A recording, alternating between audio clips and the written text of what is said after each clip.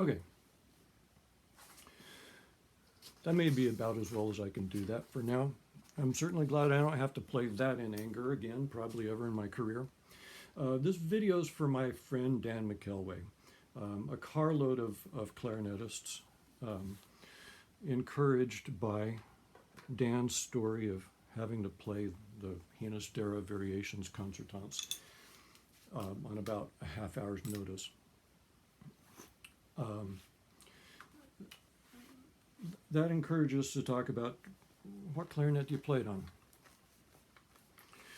And I was the only one who held the opinion that it's best played entirely on A clarinet. I told Dan I would make a video to prove it, and so here we are. Hi, Dan. For everybody else, my name's Jack Howell. I play bass in Pittsburgh, and I teach clarinet and chamber music and stuff at Duquesne University. So Ginastera wrote a particularly devilish solo here. It could be played fairly easily if you had a C clarinet with a basset extension, but since there's no such instrument and the solo is so much harder than anything else Ginastera wrote for the clarinet, one wonders if he was settling a score with someone. Wouldn't be the first time a composer did something like that. So any clarinet you play it on, or any combination of clarinets you play it on, there are going to be problems. And how you choose to solve the problems depends kind of on what your section is like. It depends on your own technical resources, and it depends on your pride. If you don't insist on playing the whole thing yourself, and if you have a willing section, you could play the solo on A clarinet except for the last part of the run where the E flat clarinet could take it over and play it. That would be pretty easy.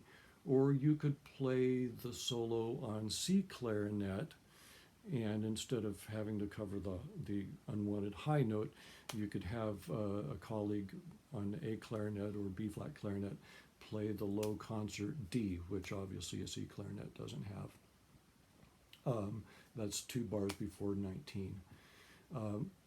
Or if you had a C clarinet, you could play that low D up an octave. The note is covered in the harp and in the cello. Nobody would notice. As the great Robert Marcellus did, you could simply take the second part of the run down an octave.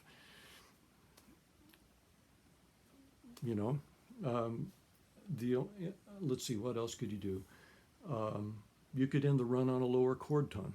I've heard of that being done. I've never actually heard it done, but I've heard of it. And the only way anybody would notice is if you had previously tried to play the high B concert and failed.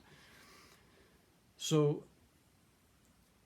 let's assume that you're determined to play all of the written notes on one clarinet. You can choose between A and B flat. Those are the only clarinets that can both play high and low enough. I know some players switch from B flat to A after the run, but as I'm going to show you, I don't see the point in that. The prospect of changing clarinets with a pint of adrenaline running through my system doesn't appeal to me. And all I can say is if you decide to play it this way, for heaven's sake, use the same barrel on both instruments and lots of cork grease. Otherwise, you wind up crushing your ligature in your hand and game over. So I've played this a few times. The first time I played it, I was in college. I played it on B flat, mostly because the part's written in B flat. And at that point, I wasn't hip to the fact that you could play a part on whatever clarinet made it easier. The first time I played it on B flat, it was a handful. And it's a long time ago and there's no recording, but I think I got through it okay, but I didn't enjoy it. The other 2 or 3 times I played it in orchestras, and when I played it for auditions, I played it on A. I found it overall to lie better in D Phrygian than C sharp. The last passage on rehearsal 28, I kind of muffed it a little bit, but it's way easier on A with an open D than it is on B flat. And if there are any parts in the solo that aren't outright easier on A, at worst it's a wash. So the way I do it, frankly, is I play it on A, I think, in the key signature of B flat and Bob's your uncle. So if you're learning it for the first time, or if you're finding a bit of a handful to play on B flat, give it a try on A. The only real argument for playing it on B flat, in my opinion, is the run ending on a double C sharp rather than a double D. And let's ask ourselves just how much difference that half step makes, especially since I'm going to show you the fingerings for it. I mean, I don't know who decided that the clarinet was out of notes at the double D, and if we're going to break that supposed barrier, let's go ahead and break it. So here are my fingerings, starting on the high A, and my advice is to start thinking from the A. Once you get to the A, you want to feel like you're home free. So you play A here, you use the same fingering for B flat that you used for the trill from A to B flat, and then da da, and then the C like this, and then for the D, you put your third finger down and you lift the A. In my experience, it is what determines the shift is this A closing. That's what shocks the partial. So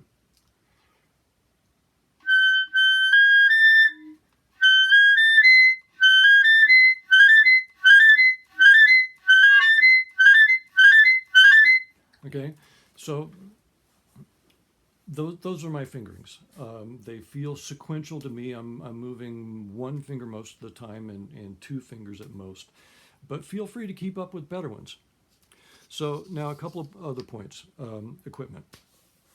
I play a fairly close, fairly long facing, and I think that helps those highest partials speak. Now, of course, I would think that because it's what I play. So your mileage may vary. But if you're having a hard time, try another mouthpiece you have. And if it's better or worse, that at least guides your efforts. And reed. Whatever mouthpiece you play, not every reed will play that high D. And even the best reed won't do it forever. The best reed for it, in my experience, is clear, but on the stiff side, and newer rather than older. In fact, for this, I played a brand new number 4 D'Addario Classic. Frankly, I went through the box until I found one that would do it, and made the video. Let's see. What else can I tell you? When I set up to play the run at the end of the A to B flat trill, I take as much time as I think I can musically and tastefully, and take a little bit more embouchure. I mean a little bit more mouthpiece in my mouth. I preset a little bit more embouchure pressure, and I take a slightly larger oral cavity than I might normally. Probably the only time you're ever going to hear me say that, bite harder and have a lower tongue. But I also preset maximum airstream focus at the back of my tongue. The resulting tone may be a little hollow and bright in the lower register, but if you wait until the end of the run to try and set it, then it will be too late. And that's that. I'm not saying it's easy. But with the right equipment and plenty of practice, I think it's the best option. If D is hard, C sharp's fractionally less hard at best. And if you can play above double C with at least some ease, just think how much better your altissimo will be overall. Okay. So I hope some of you find that interesting. Dan, I hope that proves my point. Finally, if you don't mind, hit those like and subscribe buttons. Somebody called the algorithm cares deeply. So go get them.